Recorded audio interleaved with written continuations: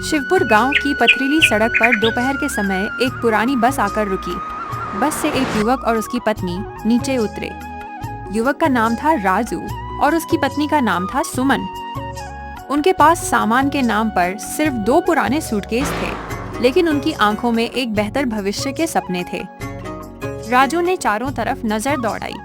गांव में गरीबी और धूल जरूर थी, लेकिन उसे उम्मीद थी कि शायद यहीं से उनकी नई जिंदगी की शुरुआत होगी। दोनों गांव के किनारे एक बहुत पुराने मिट्टी के कमरे में किराए पर रहने लगे। सुमन, मैं जानता हूँ ये जगह थोड़ी पुरानी है, लेकिन हम इसे अपनी मेहनत से सजा लेंगे। बस एक बार मुझे कोई काम मिल जाए। काम तो मिल ही जाएगा, आप बस हिम्मत मत हारिएगा। आप सामान रखिए, मैं चूल्हा जलाकर देखती हूँ। जेब लगभग खाली है सुमन, मैं तुरंत बाजार जाकर काम ढूंढता हूँ। कुछ न कुछ तो मिल ही जाएगा। राजू अपनी पत्नी को हिम्मत देकर काम की तलाश में शिवपुर के बाजार की ओर निकल पड़ा। राजू ने बाजार की लगभग हर दुकान पर जाकर काम मांगा। उसने हर दरवाजा खटखटाया, लेकिन बाहर से आए होने के कारण किसी ने उसे काम नहीं दिया। काफी देर तक भटकने के बाद अचानक उसकी नजर बाजार के सबसे बड़े मटन बिरयानी के ठेले पर पड़ी। ठेले के ऊपर एक बड़ा बोर्ड लगा था, हरे राम की मशहूर मटन बिरयानी। गर्मा गर्म मसालों और मटन बिरयानी की खुशबू पूरे बाजार में फैली हुई थी। राजू ने हिम्मत जुटाई और ठेले के मालिक के पास पहुंच गया। नमस्ते सेठ जी, क्या आपके पास कोई छोटा मोटा काम मिल सकता है? मुझे काम की बहुत जरूरत है और मैं बहुत मेहनती भी हूँ। काम यहाँ उसी को मिलता है जो कोई भी काम करने में हिचकिचाए नहीं। पीछे गोदाम में 50-50 किलो की चावल की बोरियां हैं, उन्हें दुकान तक लाना होगा। इसके अलावा पत्थर की ओखली में गरम मसाले कूटने होंगे। दिन के 100 रुपये दूंगा, करेगा? राजू का काम उसी दिन शुरू हो गया। तपती दोपहर में वह भारी भारी चावल की बोरियां अपनी पीठ पर लादकर गोदाम से ठेले तक लाता रहा। उसके शरीर से पसीना बह रहा था, लेकिन उसने काम नहीं रोका। बोरियां ढोने के बाद उसे घंटों पत्थर की ओखली में हाथ से गरम मसाले कूटने पड़ते। मसालों की तेज खुशबू से उसकी आंखों में पानी आने लगता, लेकिन राजू लगातार मेहनत करता रहा। ओए लड़के, जरा फुर्ती दिखा। ये मसाले जितने महीन होंगे, मटन बिरयानी उतनी ही अच्छी बनेगी। ढीला मत पड़। जी सेठ जी, बस 5 मिनट में सारा काम खत्म कर दूंगा। शाम तक राजू ने बिना शिकायत किए अपना पूरा काम खत्म कर दिया। उस दिन उसे मेहनत के बदले सिर्फ 100 रुपये मिले। शाम को राजू जब घर पहुंचा तो उसकी पीठ दर्द से बुरी तरह परेशान थी। उसके हाथों पर मसाले पीसने की वजह से सफेदी छा गई थी। सुमन ने जैसे ही राजू के हाथ देखे, उसका दिल भर आया। ये क्या हाल बना लिया आपने? क्या हम इसी वजह से यहाँ आए थे? सुमन, कोई काम छोटा नहीं होता, बस कुछ दिनों की बात है, फिर हम अपना रास्ता खुद बनाएंगे। सुमन ने राजू की ओर देखा। वह जानती थी कि हालात मुश्किल हैं, लेकिन उसके पति ने हार मानना नहीं सीखा था। इसी तरह राजू हर दिन सुबह काम पर जाता और शाम को घर लौट आता। मसाले पीसते पीसते उसे धीरे धीरे मसालों की सही मात्रा, उनकी खुशबू और मटन बिरयानी के स्वाद की बारीकियां समझ आने लगीं। ऐसे ही 1 सप्ताह बीत गया।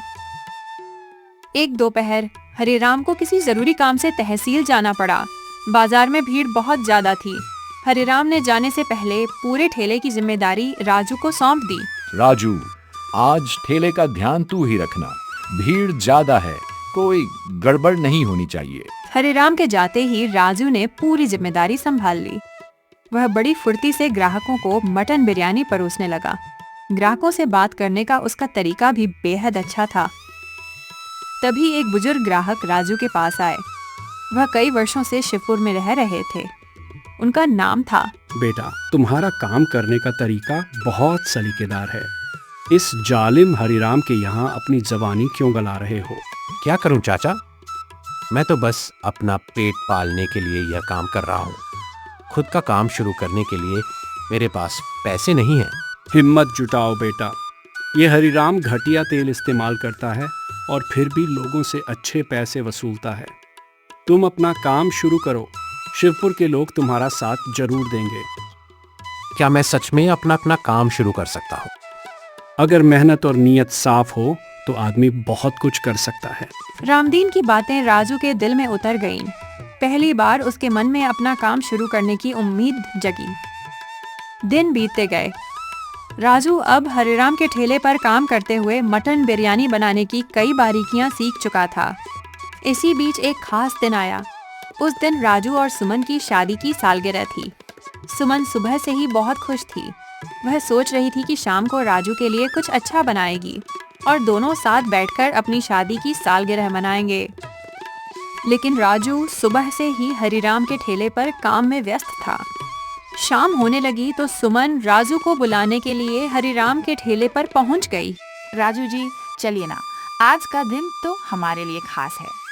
इसे काम करने दे, वरना इसके आज के पैसे भी नहीं दूंगा। सेठ जी, जरा तमीज से बात कीजिए। ये मेरे पति हैं और मैं इन्हें घर बुलाने आई हूँ।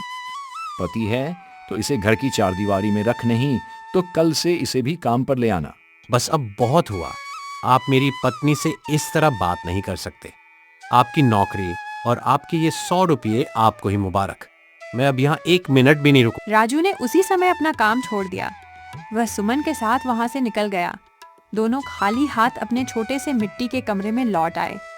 रात काफी हो चुकी थी, लेकिन राजू और सुमन दोनों की आंखों से नींद गायब थी। हरिराम की बातें राजू के कानों में बार बार गूंज रही थीं। राजू कुछ देर तक चुप बैठा रहा। फिर उसने सुमन की तरफ देखा। सुमन, मैंने जोश में नौकरी तो छोड़ दी, लेकिन कल से हम खाएंगे क्या?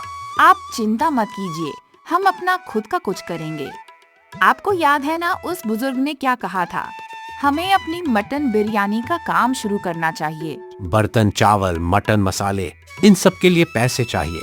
हमारे पास तो कुछ भी नहीं है। कमरे में फिर से सन्नाटा छा गया। दोनों अपने अपने विचारों में खो गए। तभी अचानक सुमन की नजर कमरे के एक कोने पर पड़ी। वहां जमीन में लगा एक पुराना पत्थर थोड़ा उखड़ा हुआ था। सुमन उत्सुकता से उस पत्थर के पास गई। उसने पत्थर को धीरे धीरे हटाया। पत्थर के नीचे मिट्टी में एक छोटा सा लोहे का कलश दबा हुआ था। सुमन ने उसे बाहर निकाला। जब राजू ने कलश को खोला तो दोनों की आंखें हैरानी से खुली रह गईं। कलश के अंदर सिक्के और नोट भरे हुए थे। ये क्या है? अब पैसा हमारा नहीं है सुमन, हमें इसे लौटाना होगा। दोनों पूरी रात उस कलश को देखते रहे। राजू ने फैसला किया कि वह सुबह होते ही मकान मालिक से इस बारे में बात करेगा। अगली सुबह राजू और सुमन कलश लेकर मकान मालिक के पास पहुंचे। उन्होंने पूरी बात मकान मालिक को बता दी। मकान मालिक कुछ देर तक चुप रहा। फिर उसने उस पुराने कमरे से जुड़ी एक पुरानी कहानी सुनाई। बेटा, इस कमरे में पहले एक सिद्ध फकीर बाबा रहा करते थे। वह बहुत नेक इंसान थे और हमेशा गरीबों की मदद किया करते थे। तो क्या यह पैसा उन्हीं का हो सकता है? हाँ, मुझे ऐसा ही लगता है। उन्होंने शायद यह पैसा किसी नेक काम के लिए बचा कर रखा होगा। लेकिन यह पैसा हमें कैसे मिल सकता है? बेटा, फकीर बाबा की कोई औलाद नहीं थी। अगर उन्होंने यह धन यहीं छोड़कर किसी अच्छे काम के लिए रखा था तो शायद अब इसका इस्तेमाल तुम्हें ही करना है। लेकिन मैं इसे अपने लिए नहीं रख सकता। तुमने ईमानदारी से मेरे पास आकर यह बात बताई है। यही तुम्हारी नीयत का सबूत है।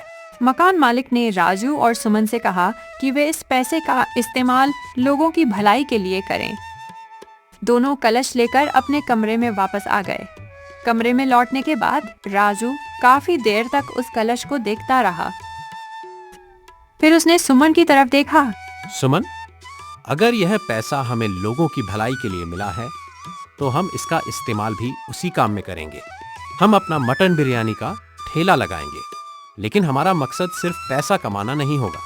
हम कोशिश करेंगे कि शिवपुर का कोई गरीब इंसान भूखा न सोए, और बिरयानी ऐसी बनाएंगे कि लोग स्वाद भी याद रखें और हमारी नीयत भी। राजू और सुमन ने अपना फैसला कर लिया था। राजू ने कलश में मिले पैसों से एक छोटा सा ठेला किराए पर लिया। उसने अच्छे बासमती चावल, ताज़ा मटन और बेहतरीन मसाले खरीदे। सुमन ने अपनी दादी से सीखी हुई खास रेसिपी से मटन बिरयानी तैयार की। अगले दिन शिवपुर के बाजार में उनका नया ठेला खड़ा था। ठेले पर गर्मा गर्म मटन बिरयानी की बड़ी देग रखी थी और उसकी खुशबू दूर दूर तक फैल रही थी। राजू ने लोगों को आवाज लगाई, आइए भाइयों, ताजी और लजीज मटन बिरयानी सिर्फ 10 रुपये प्लेट। आइए, केवल 10 रुपये में गर्मा गर्म मटन बिरयानी खाइए। सिर्फ 10 रुपये में बिरयानी मिलने की बात सुनकर लोग हैरान रह गए। धीरे धीरे लोग राजू के ठेले को देखकर वहां आने लगे, लेकिन जैसे ही लोगों ने उसकी मटन बिरयानी का स्वाद चखा, वे उसकी बिरयानी के दीवाने हो गए।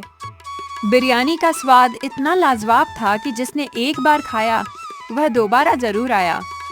सबसे अच्छी बात यह थी कि गरीब लोग भी अब सिर्फ 10 रुपये में पेट भरकर स्वादिष्ट मटन बिरयानी खा पा रहे थे।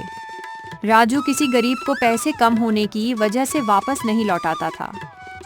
उसकी बिरयानी का स्वाद और उसकी अच्छी नीयत दोनों की पूरे शिवपुर में चर्चा होने लगी। धीरे धीरे राजू के ठेले पर ग्राहकों की लंबी लाइन लगने लगी। वहीं दूसरी तरफ हरिराम की दुकान पर अब कोई जाना ही नहीं चाहता था।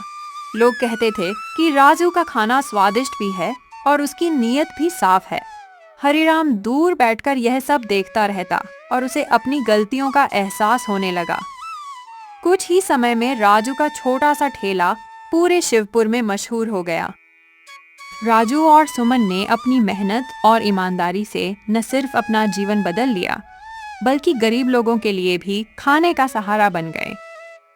और हरिराम को उसके लालच और दूसरों का बुरा चाहने का परिणाम मिल चुका था।